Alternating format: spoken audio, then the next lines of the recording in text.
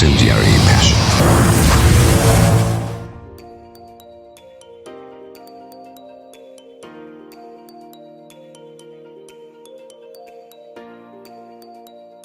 En un discurso pronunciado ante la Puerta de Brandenburgo, Ronald Reagan, presidente de los Estados Unidos, le exigió al líder soviético Mikhail Gorbachev que derribara el muro de Berlín que dividía a la antigua capital de Alemania.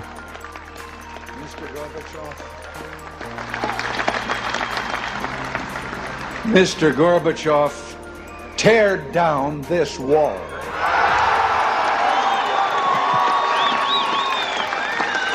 Previo a una pausa comercial en la cadena Fox, se presentaron por primera vez Los Simpsons, una creación de Matt Groening, con una apariencia muy distinta a la que popularmente conocemos. Homero, Marge, Bart, Lisa y Maggie serían los personajes de una de las series más exitosas de la historia. Tranquilo, ¿qué es la mente?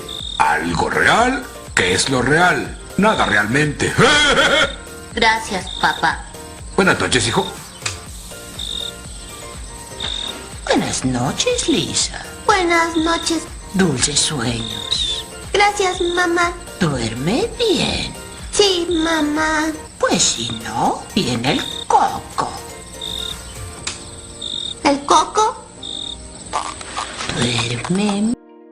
Después de 12 años de haber sido relanzada, la Copa América entró en una nueva fase cuando se decidió que en 1987 se volviera a la sede fija.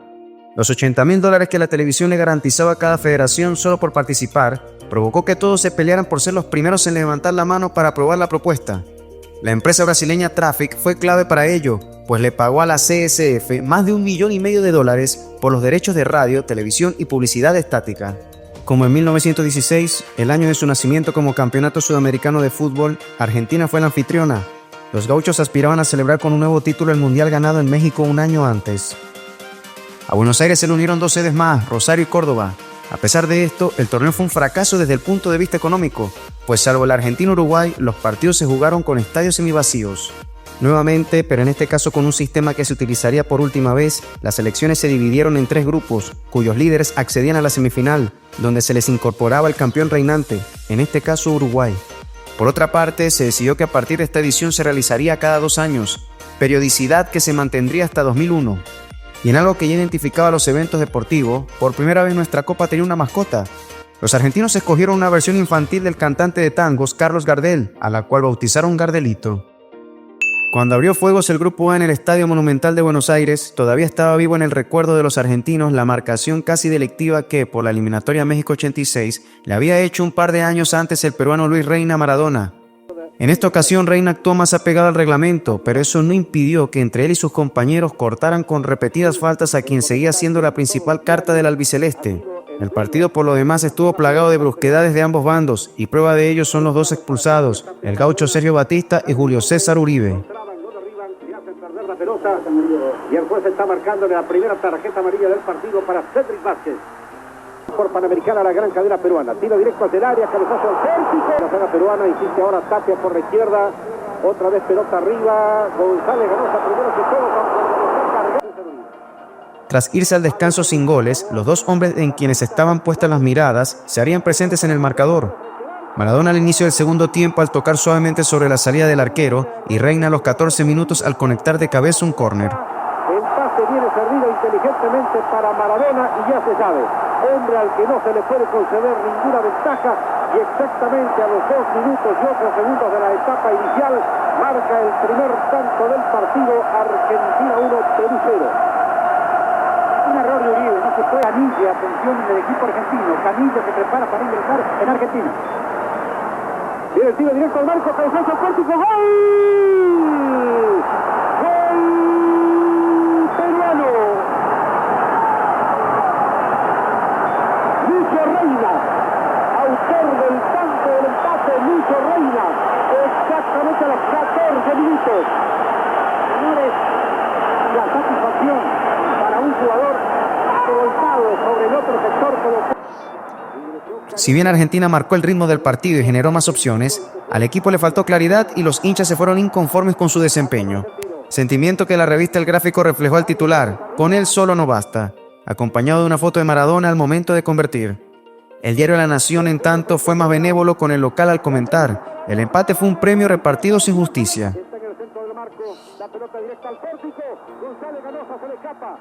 La toma y ahora Percudani, tira al pórtico, ahí está González. Tras concluir el primer tiempo del Argentina-Ecuador, la preocupación reinaba en el público local que ocupó menos de la mitad de la cancha de River Plate. Los gauchos habían hecho sobrados méritos para ponerse en ventaja, pero definitivamente la pelota no había querido entrar. La segunda etapa mostró otra cara y fue un verdadero monólogo de los albicelestes. Mucho tuvo que ver el ingreso de Claudio Paul Canigia. A los 5 minutos el propio Pájaro logró la ventaja con un cabezazo. Y después, a pesar de que había estado 3 días sin entrenar aquejado por un estado gripal, Maradona le puso el broche al resultado al convertir 2 goles, uno de penal y el otro de tiro libre. La victoria pudo ser aún más amplia, así lo reseñó el periódico El Diario. Pocos goles para tanta diferencia. A pesar del categórico resultado, aún no había espacio para celebrar, pues en caso de que Perú lograra la misma diferencia de goles ante los meridionales, se debería recurrir al sorteo para tener al semifinalista, y de hacerlo por más de 3 goles clasificarían los incas.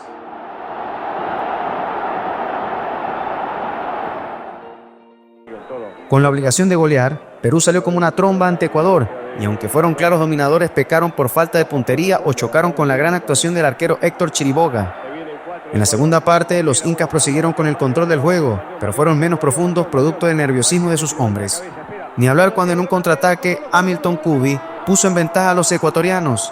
En tiempo adicional, con un hombre menos, Eugenio La Rosa logró el tanto del empate que apenas le sirvió para salvar el honor. Ahí quedó, adentro. Llegando La Rosa, cayó el gol. ¡Gol de Perú! Aseguró La Rosa sobre 47 en tiempo adicionado.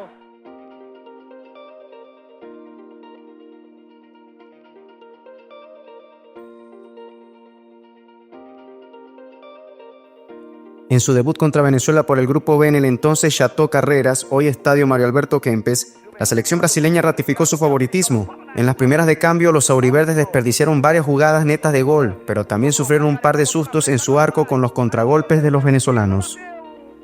Partiu Rivas. Ele faz bem o toque, a Venezuela chegando com perigo. Gato sai para fazer a defesa no chute de arreia. Aí Miller e Careca na área, Nelson, agora é no capricho, linha de fundo, caprichou, bateu cruzado, o goleiro. São 3 venezuelanos contra 2 brasileiros. Olha a abertura pela direita, o lance é de perigo, Josimar na cobertura, Carlos saiu, ele bate, Carlos sai da defesa, insiste, Josimar corta, aí no venezuelano, ela bate, Nelsinho fica pra Carlos, passa, sufoco Brasil. Pasada la media hora, el Scratch encontró el camino a la victoria cuando se combinaron sus virtudes con los defectos de su rival para dar lugar a los 2 goles de la etapa inicial. En el primero, un defensor convirtió su pretendido rechazo en una asistencia a Edu Marangón, en tanto el segundo fue un autogol de Morovic. En la segunda parte, con el 5-0 final, los auriverdes cumplieron la premisa de ganar, gustar y golear. Ele tem o apoio de Nelson que vem chegando, vai passar Nelson, tocou pra ele, o lance é bom, quem sabe o segundo, caprichou, cruzamento, gol!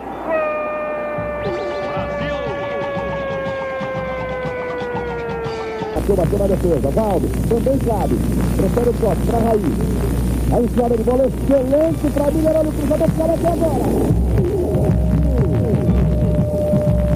Sério, ninguém quis fazer jogada bonita, aquele negócio de perder tempo. Isso é muito importante, esse detalhe é muito importante. Apesar da fragilidade do adversário, o time jogando com seriedade. O único detalhe. Olha a frente do quinto gol aí, o toque. Además del poderío de los brasileños, la Vinotinto sufrió por las ráfagas de viento que llegaron a alcanzar los 80 km por hora. Esto provocó un hecho insólito cuando el portero César Baena realizó un saque de arco con el pie.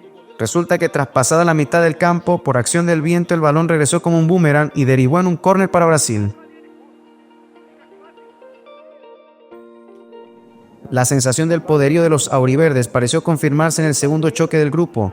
Allí los chilenos tuvieron más problemas que los previstos para vencer a los entusiastas venezolanos.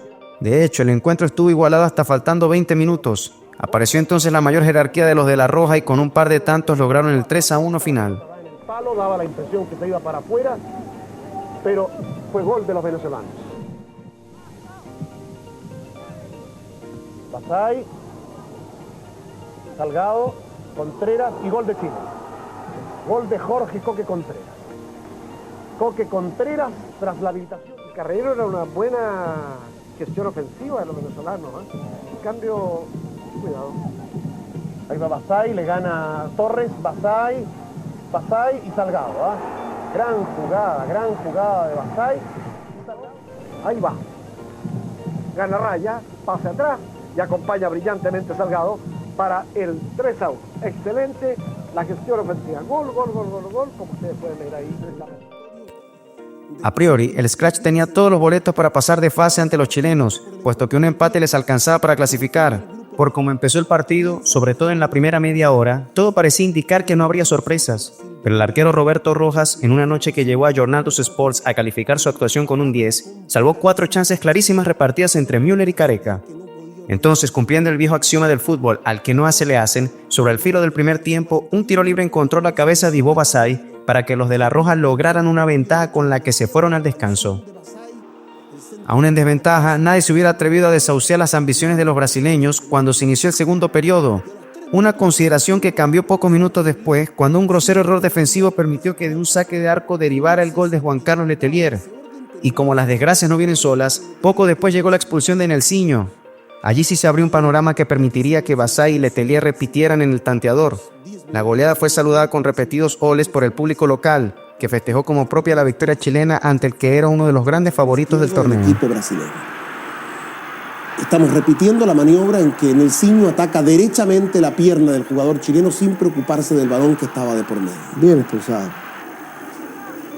Fuera Nelsinho, Brasil intenta, Brasil busca, se crean algunas oportunidades importantes, entre Rojas y el palo impiden el cabezazo de Careca, y mientras Brasil no podía, Chile concretaba a través de algunas llegadas importantes, como este tiro de esquina de Contreras tras una gran jugada de Letelier, y es Basay el que convierte el 3-0 el segundo tiempo. Y esta es la gran jugada asociada entre Letelier y Astengo para dejar el marcador 4-0, y aquí queda el partido. Humillación y catástrofe fueron los términos más utilizados por los medios brasileños para describir la paliza recibida. En Chile, naturalmente, los periódicos hablaron de hazaña y el diario Últimas Noticias tituló "Noche gloriosa, carnaval en todo el país por la goleada".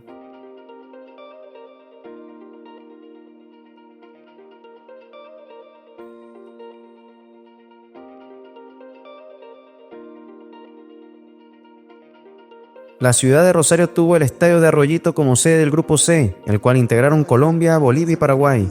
Estas dos últimas selecciones abrieron la llave y se contagiaron del frío reinante al brindar un partido pobre en emociones. En la mediocridad reinante, los guaraníes contaron con el dominio en las mejores ocasiones, un remate en el palo y otro que de casualidad el arquero pudo detener con el pecho. De uno que está esperando, de Colombia, un gran fútbol, que es el otro integrante de este grupo. Una buena maniobra. El arquero como que le pega en el pecho más que rechazar con las manos y se libra porque el tiro fue muy recto. Enrique Lavoe. El técnico de Colombia, Francisco Maturana, se mostró contento con el triunfo ante Bolivia, pero aclaró que no estaba conforme, pues a su equipo le había faltado contundencia y según él debía haber definido el juego mucho antes. Además, criticó el individualismo de sus hombres y el que hubieran entrado en el juego brusco propuesto por su rival, lo que derivó en que ambas selecciones sufrieran 2 expulsiones. En contraste, la prensa quedó gratamente sorprendida con el buen juego de los cafeteros, en especial de Carlos Valderrama, autor de un gol y una asistencia. Incluso el periodista uruguayo conocido con el seudónimo de El Beco, desde la admiración los bautizó como los carasucias de la cumbia. Pasó bien el ataque Iguarán, sale Galarza, retrocede, lo va marcando Noro, tira, ¡gol! ¡Gol de Colombia, Iguarán! ¡Gol de Colombia! Colombia 2, Bolivia 0 en ese contraataque cuando está por concluir el partido. Iguarán. Colombia salió a la cancha con la tranquilidad de que el empate la clasificaba. Por el contrario, si el conjunto guaraní arrancó tenso, ni hablar cuando a los 8 minutos un lanzamiento de Valderrama habilitó a Arnoldo Iguarán para que el delantero definiera solo ante el arquero. Con la temprana ventaja, los cafeteros se abroquelaron aún más en la defensa para aguantar el ataque guaraní, que amén de desesperado fue cada vez más desordenado. Y fue así que después de la media hora y al inicio del complemento, en 2 contragolpes el guajiro Iguarán logró un par de tantos más, el último tras gambetear y evitar el tackle del arquero Roberto Fernández. A diferencia de sus dichos tras el debut, en esta ocasión Maturana no pudo disimular su satisfacción. Este partido demostró que es posible ganar jugando buen fútbol, una opinión que era compartida por la gran mayoría. Ya esto le significaba 3 goles a Paraguay para pretender clasificar, pero llegó el tercero.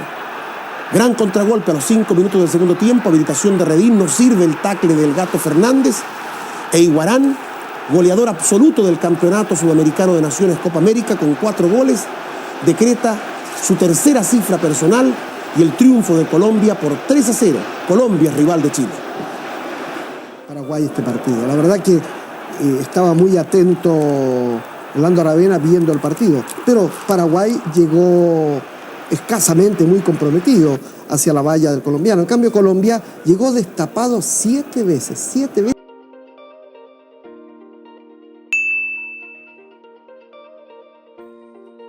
Previo a la semifinal entre Chile y Colombia, había plena confianza en ambos campamentos. El arquero de la selección cafetera, René Higuita, se sentía en la final y afirmaba: ya nos vemos frente a la Argentina de Diego Maradona, pónganle la firma. Por el lado de la Roja, su triunfo ante Brasil los había dejado con la moral por las nubes. Además, un par de factores inclinaban la balanza a favor de los australes. Tenían 2 días más de descanso y esperaban a su rival en Córdoba, donde habían jugado sus 2 partidos de grupo. En un encuentro donde las emociones llegaron al final, se presentó una lucha entre un equipo que atacaba de forma constante, el colombiano, y otro que defendía de manera ordenada y apostaba al contraataque apoyado en la velocidad de sus hombres. Planteadas las cosas así, se entiende que Colombia haya merecido el triunfo en los 90 minutos, pero la falta de puntería a la hora de definir y los reflejos del Cóndor Rojas sellaron la igualdad sin goles, lo que obligaba a definir el pase a la final en un tiempo extra. The Chilean defender running back towards his own goal, and Rojas responded marvelously. It came off Astengo at the last. Tremendous save. Were awarded the finals for 1986 and then discovered that they really hadn't got the facilities to put them on, and the circus moved to Mexico. Basay, Puebla would want to have hit it on the left foot, and the chip.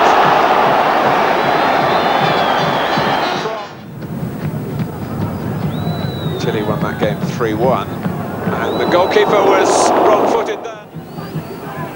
Basay with that lovely foot over the ball trick, and Valderrama and Redin, the two who threatened to take, and there was a stray elbow again there, trying to lure them forward to hit them on the break.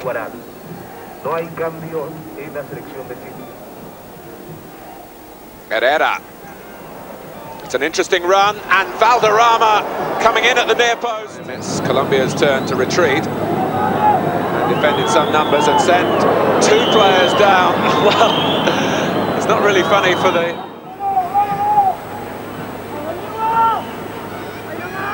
Contreras, capable of conjuring an opening out of nothing, and Letelier, a chance here! Trying to use his height to good effect if the ball comes his way from Herrera, and Pereira was there as well. Colombia throwing defenders forward, and so well matched. And now more drama involving the young goalkeeper Higuita, and the whistle comes to his rescue. It's extra time.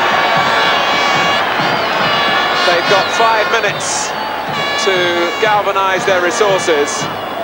But after 90 minutes, welcome back to Cordoba. The players still getting their break after 90 minutes, which has failed to produce a goal. 2 proceedings when he came on as substitute. And he might be clear here. De Avila for Colombia. And it came shown in the group matches. It's been well behaved.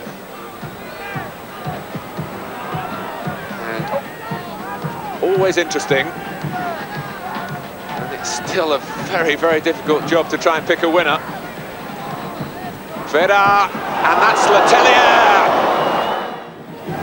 Alvarez showing his strength, and De Avila with Herrera, so willing again. De Avila, good blocking. En el suplementario, aunque los chilenos parecían más enteros físicamente, Colombia seguía con la iniciativa y se mostraba más peligroso. Y a los 13 minutos obtuvo su premio. Tras una gran habilitación de Valderrama, el Pitufo de Ávila entró al área con pelota dominada y cuando se preparaba para definir ante Rojas, recibió la carga de 2 rivales y el brasileño Romualdo Arpi Filho no dudó en sancionar la pena máxima. Tras las protestas de los australes, Bernardo Redin, otro de los destacados de su equipo, cobró el penal y lo cambió por gol. Of a double challenge,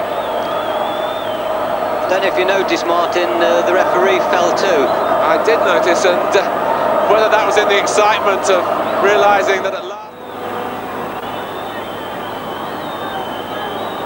And that's amongst the shortest of run-ups that I've ever seen for a penalty of such importance. Just a couple of strides.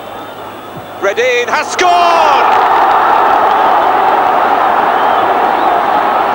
Colombia lead in the first period of extra time. How about that for a penalty? Tenían los cafeteros la clasificación en sus manos y era justicia, pero se cumplió con ellos el dicho que reza: después de tanto nadar se terminaron ahogando en la orilla.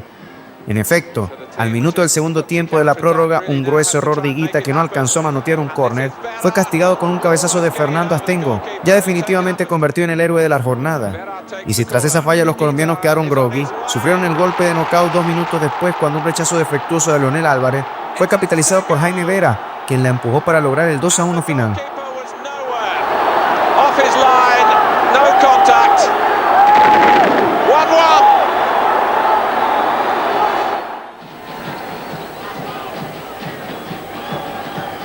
Valderrama and Pizarro, the great tackler in midfield for Chile. Here's Vera, and here is Salgado. It's off the line, and Vera! The goal is given! What a comeback by Chile!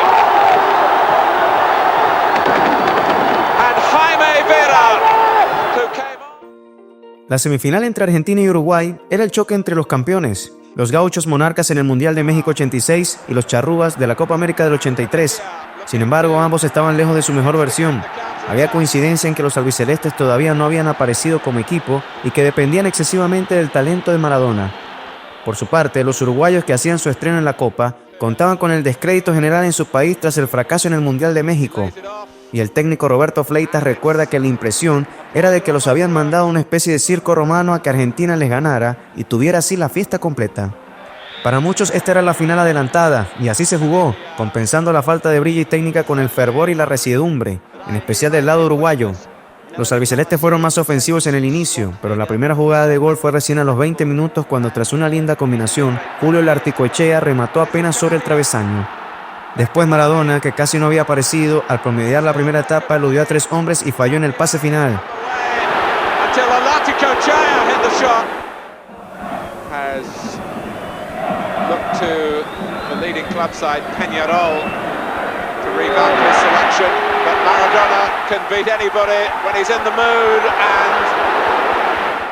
No obstante, la ocasión más clara fue de los celestes cuando a los 32 minutos José Perdomo estrelló el balón contra el palo derecho de Luis Islas.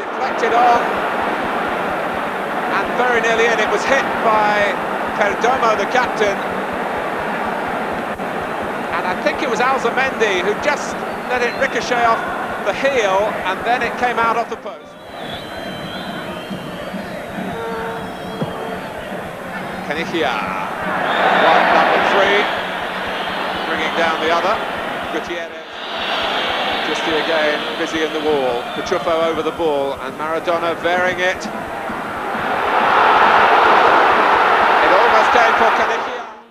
Parecía que la primera etapa se moría con el marcador en blanco, pero a los 43 minutos, Enzo Francescoli capturó un rebote y tocó para Rubén Sosa, quien le devolvió la pared al príncipe y este, cayéndose, alcanzó a tocar para que Antonio Alzamendi definiera ante la salida de Islas.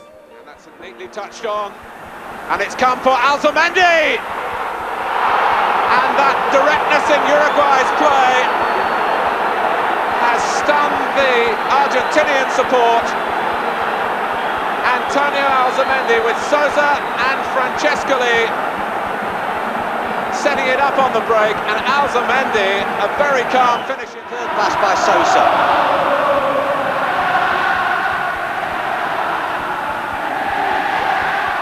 Alzamendi, rather like rugby three-quarter, the last man in the line, on his home ground. A real hero with the River Plate fans, because last December he scored the winning goal. Uruguay arrancó el complemento con la premisa de no dejarle espacios a los argentinos y a la vez crear los suyos para contraatacar. y de hecho fueron los uruguayos por esa vía los que generarían la acción más peligrosa en el inicio cuando Islas rechazó un violento disparo de Alzamendi, una acción que se repetiría minutos después cuando el autor del gol no pudo vulnerar nuevamente al arquero. Lo cierto es que a pesar de las necesidades de los albicelestes y del peligro que representaba Claudio Canigia cada vez que agarraba la pelota, sus chances de gol fueron contadas. Además de un tanto anulado al propio Pájaro en una jugada cuya resolución fue parecida al gol que le hizo a Brasil en el Mundial 90, las dos oportunidades más claras para Argentina fueron un tiro libre de Maradona y tal vez la mejor de todas, un cabezazo de Juan Gilberto Funes. En ambas acciones hubo una gran respuesta del arquero Eduardo Pereira, una de las figuras de la cancha. He goes past the ball, Maradona does curl it, and Pereira was in the right place. And that's not easy because Maradona can sucker you to go towards the middle of the goal too much and beat you on either side. There's very few players in this type of football that escape the yellow card. Bengochea, and who's running clear again? But Antonio Alzamendi, this really could wrap it up. And Islas held his position. The danger has now passed.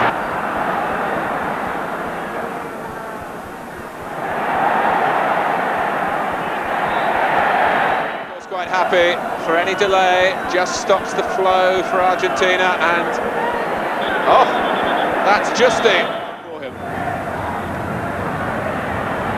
Tapia, Maradona, and that's almost in the 1978 World Cup. It was Alonso. Here it's Alfaro, and it's his cross. Maradona.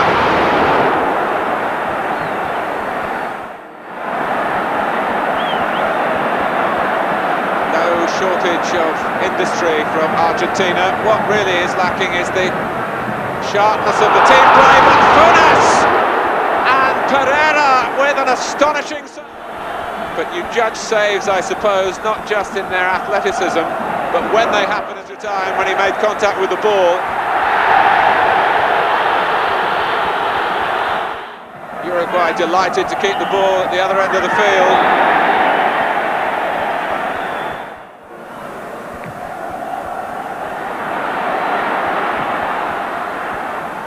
Trasante, it hit an arm. Concluido el partido, Maradona comentó: hicimos lo que pudimos, pero estamos mal. Seguidamente reconoció que era justo el triunfo de Uruguay, pero criticó al árbitro Elías Jacome por permitir el excesivo número de faltas de los charrúas. Respecto a esto último, la revista El Gráfico, lejos de quitarle méritos a los celestes, rescató una frase del histórico back charrúa José Nasazzi para sintetizar la victoria: los primeros 10 fouls son nuestros y después ganamos jugando al fútbol. Acompañados por 2.000 hinchas en la tribuna, el festeo de los jugadores uruguayos tras el histórico triunfo fue exultante. El dirigente Daniel Marciscano le dijo al técnico Fleitas: Roberto, esto es un maracanazo.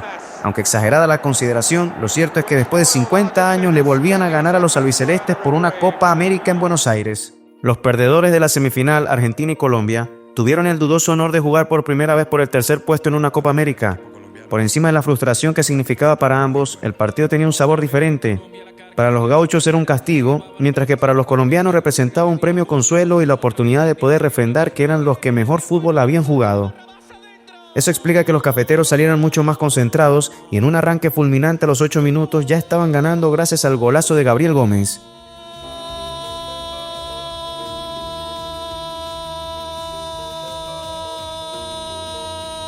Muy bien, la cogió muy bien. La cogió de maravilla. Este es Norberto Molina. Va saliendo Colombia, entregando para el Chonto Herrera. No tiene marca, tiene tiempo, espacio para mover la pelota a la mitad de la cancha. Abrió para Cole. Esperaba Lionel Álvarez, cruza la bola arriba. Se viene el flaco. Se proyecta Carlos Mario Hoyo. Arriba otra vez Hoyo. Recibía del pibe Valderrama. Arranca Hoyos por la banda izquierda. Está esperando a Galeano. Buena. La hace Hoyos. Puede meter el centro. Pierna sur del palo. En el travesaño pegó esa pelota. Se ve la astucia de Hoyo. Una bola que iba para adentro. La salvó el palo a Isla. El cambio de ritmo. Mete esa gambeta larga y después el remate de zurda. Después de varios minutos en que los locales padecieron el toque de los colombianos y literalmente no podían agarrar la pelota, comenzaron a acercarse al arco rival con cierto peligro. Pero cuando los hinchas argentinos se lamentaban por las oportunidades perdidas cuando Maradona no pudo gambetear higuita y sobre todo con el cabezazo de Julio Larticoechea que salió apenas desviado, apareció Juan Jairo Galeano para convertir el segundo tanto. Pasó Justi, por encima Maradona, pierna zurda, solo apareció por fuera el vasco. Olarticoechea, nadie lo esperaba, lo esperaba por la derecha. Buscando a Ruggeri, buscando a Brown, ¿no? Y me parece que sorprenden con Ortigoechea. Parece una jugada trabajada, ¿no? Como lo de Bilardo. Ojo, se viene Valderrama, va tocando la pelota arriba, Valderrama, el remate adentro.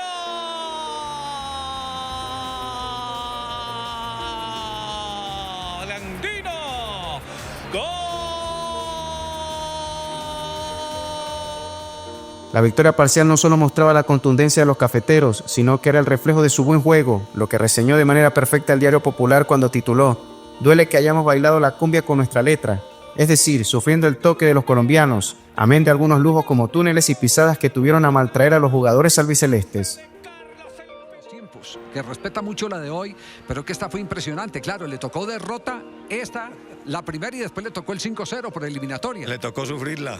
Sí, señor, largo servicio desde la zona de atrás. Bernardo Redín para sacarle, aparecía Percudani para martillar esa bola que iba lento a las manos. Bueno, a las manos no, a la zona ya de Colombia. En el complemento con la inclusión de Juan Gilberto Funes y Roque Alfaro, fue más profunda Argentina. Precisamente el Búfalo Funes en 2 oportunidades estaría muy cerca del gol de descuento, sobre todo en la segunda de ellas cuando su remate se estrelló en el palo.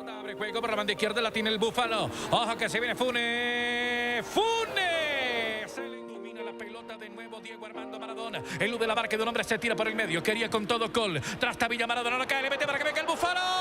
Pegó en el palo, pero antes creo que la mano. Creo que había una mano de René Higuita. Alcanza por allá a morder esa pelota.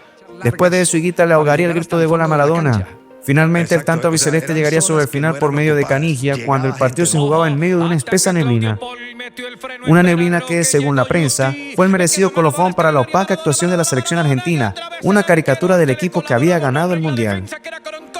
Arriba el arquero contra el palo. Higuita y la bola por fuera. Será cobro de esquina para la selección. Aprieta un poquito el acelerador. Va jugando la esférica larga. Tremendo pase de Diego. Se vino Claudio Paul. Espera Roque Raúl Alfaro. El cierre oportuno del Coroncoro. La bola por fuera. Bernardo Redín, entra Alex Escobar. Se cobra el tiro de esquina. Se cobró Claudio Paul. Contra el palo adentro. Gol de la zona posterior, cerrando el camino de remate, concentradísimo y atento a la saca colombiana. Pero es que con esa visual que hay, imposibilita cualquier anticipo o al arquero o a los defensores. Es ganancia para los atacantes argentinos. Aquí el árbitro del partido levanta la mano para indicar que este juego en el Monumental de River en Buenos Aires entre Colombia y Argentina ya es historia y ha quedado en el marco de la historia con letras buenas. En la previa, Uruguay tenía la ventaja de su experiencia en finales y lo que los brasileños llaman la raza. Jugaba también a su favor el mayor desgaste físico de su rival. Por su parte, los chilenos querían seguir haciendo historia después de haber dejado en el camino nada menos que a Brasil y a la sorprendente Colombia. Ante un Monumental a mitad de su capacidad, charrúas y australes disputaron un partido que solo puede contarse desde la violencia con la que se jugó. Las más de 70 faltas sancionadas por el árbitro Romualdo Arpi Filho dan testimonio de ello. A diferencia de lo que podría pensarse a priori, el concierto de Fules lo comenzaron los de La Roja. Quizás pesó en ellos el antecedente de la anterior Copa América, cuando los charrúas pegaron excesivamente en el encuentro disputado en Santiago. Algo que confirmaría años después Fernando Astengo, quien declararía que salieron con el afán de que no los llevaran por delante. Y el destacado defensor hace un mea culpa al reconocer que no solo cometieron excesos, sino que se olvidaron de jugar. El blanco principal de los chilenos fue Enzo Francescoli. El zaguero Eduardo Gómez se tomó tan a pecho su misión de neutralizarlo, que a los 14 minutos, ya con una amarilla en la espalda, le dio una tremenda patada al príncipe y se fue expulsado.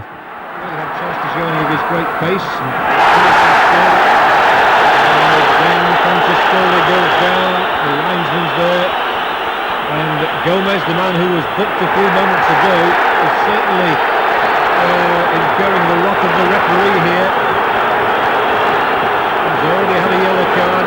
Stengel goes over to have a word with the referee as well. And Gomez in a way, is lucky to stay on the field, having made a challenge only 2 or 3 minutes before. In fact, it looks as though he's off, doesn't it? La consigna pareció no cambiar porque en su siguiente proyección en campo rival, Astengo lo revolvió por el aire. Varios minutos estuvo Francescoli tirado en el suelo con evidentes muestras de dolor, y como sus gestos no disminuyeron mientras lo sacaban en camilla y era atendido al costado del campo, se llegó a pensar que sería reemplazado. Francescoli just nicking it past him and Donhow is right. He's beat. The Chilean coach is, as I suspected, going to bring Toro on. I wonder how it's... You know, Donhow, it's a controversial point this, but it does annoy me. At tennis recently, people were saying how well behaved some of the players were. World Cup squad from only... Pero el Enzo volvió a la cancha y si acaso lo movía el ánimo de venganza, para su pesar muy pronto se le dio la oportunidad. En efecto, como los futbolistas chilenos seguían jugando al límite, el siguiente apuntado fue Alzamendi, quien tras ser derribado recibió un terrible planchazo en el pecho cuando estaba en el suelo. Ya desbordado, Francescoli quiso hacer justicia por mano propia y agredió a Fernando Astengo. El árbitro brasileño no dudó y lo mandó a las duchas.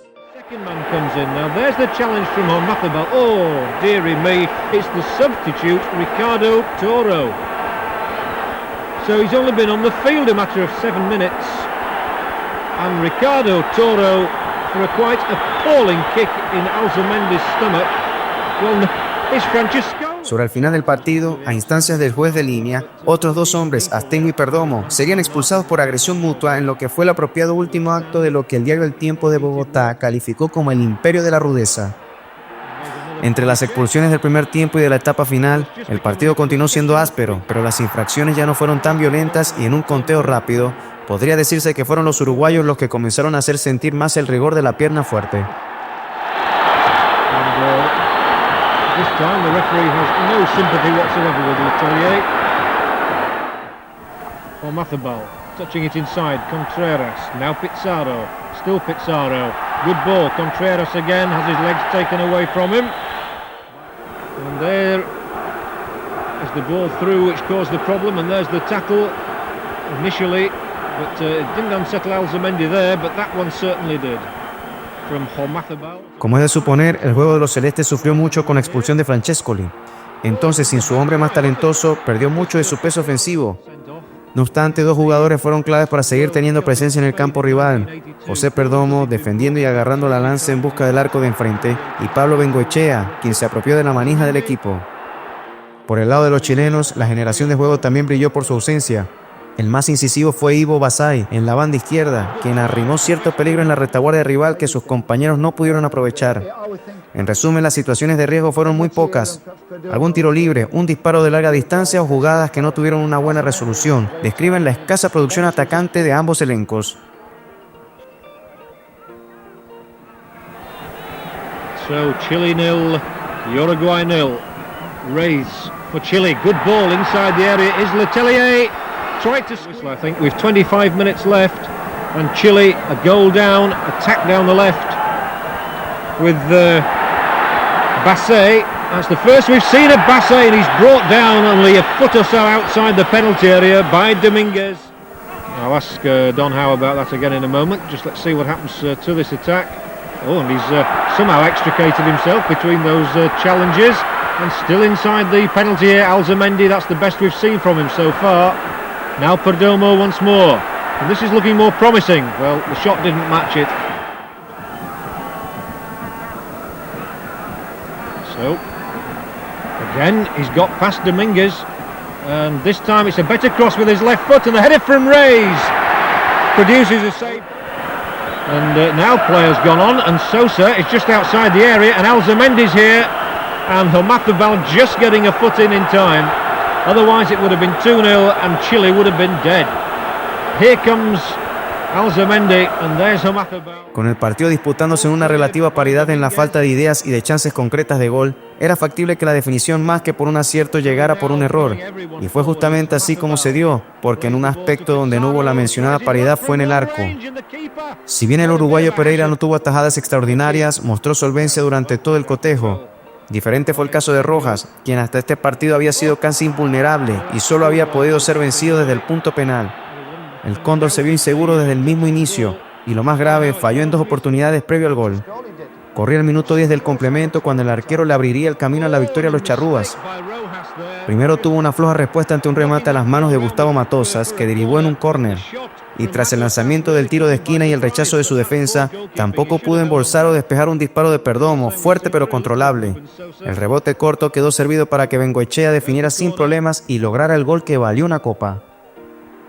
Another shooting chance and a good save this time and a goal! And it's the captain, Perdomo, who has given Uruguay the lead and sparked off these celebratory scenes. 1-0 it is.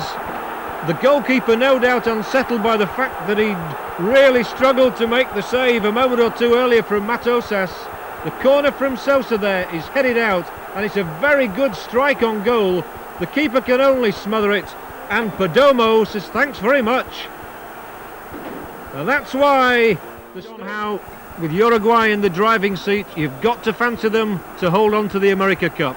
Yeah, there's no marking on the edge of the box there, John, and the fellow on the edge of the box who's sitting in the D, he's come in, he's got a free shot of goal through the crowd of players. The keeper doesn't see it late. You know, he makes a decent save at the end of it, and it comes away from him, and they're in and knocks it in the net. Uruguay fue un equipo serio, competitivo y duro, además de mostrar un mayor oficio, por lo que era imposible discutir la legitimidad de su consagración. Dicho esto sin desconocer que solo necesitó jugar 2 partidos y convertir un par de goles para ganar la Copa. Pero esas eran las condiciones del torneo entonces, y es inútil discutir la ventaja que le daba el reglamento al campeón vigente de arrancar en semifinal. Una ventaja, aclaramos, que en su momento no pudieron aprovechar Perú y Paraguay, los primeros ganadores del torneo. Era este el 13º título de los celestes en su historia, lo que los ponía como los más ganadores. De igual manera, tal como lo habían hecho 71 años atrás en la primera edición del Campeonato Sudamericano de Fútbol, se consagraban campeones en territorio argentino, un logro que el diario El Día definió de manera perfecta al titular: Uruguay, esa eterna fábrica de hazañas. A goal coming in the second half from 19-year-old Pablo Bengoechea, and as you see, Colombia, que fue el equipo que causó más grata impresión y el que regaló los mejores momentos de fútbol, no se marchó con las manos vacías, pues Carlos Valderrama recibió el reconocimiento como el mejor jugador del torneo y Arnoldo Iguarán, con 4 tantos, fue el goleador. La figura, Carlos Valderrama. Por encima del valor que tuvo su técnico Francisco Pacho Maturana, Colombia contó con un hombre que le identificó, Carlos Valderrama, el pibe. El de la particular melena rubia rizada que parecía lento, pero que movía los hilos de su equipo como pocos, y sus pases parecían partir solo una milésima de segundo antes de que llegara el contrario. Vicente Machenot, enviado del diario francés L'Equipe, no ahorró elogios al describirlo. Su juego respira frescura, creación y por muchos aspectos nos recuerda a un tal Platini. Por su parte, el técnico argentino César Luis Menotti lo tenía entre sus predilectos en el campo. Un mago de la inteligencia, que sabe la ubicación de sus compañeros casi sin mirarlos y que les entrega el balón como con la mano. El pibe es considerado por muchos el mejor futbolista colombiano de la historia. Ojo, se viene Valderrama, va tocando la pelota arriba, Valderrama, el remate adentro. Mitad de la cancha, levanta la mirada, va proyectando el relevo en la mitad de la cancha otra vez para que vaya entonces bien Valderrama. Qué piolita le metió, qué piolita, qué lujo le metió. Amasada le dicen en el barrio. El balón lo tiene otra vez Valderrama, la pisa, la esconde, la maneja, la juega, espera, aguanta, respira Colombia. Entregó para Claudio Polcanilla, no alcanzó bien. Primero Lionel. Buen duelo ahí. Es que entre más en punta esté Maradona, más fácil le hace el trabajo a Mario Alberto Col. Si se aleja es más complicado, ¿no?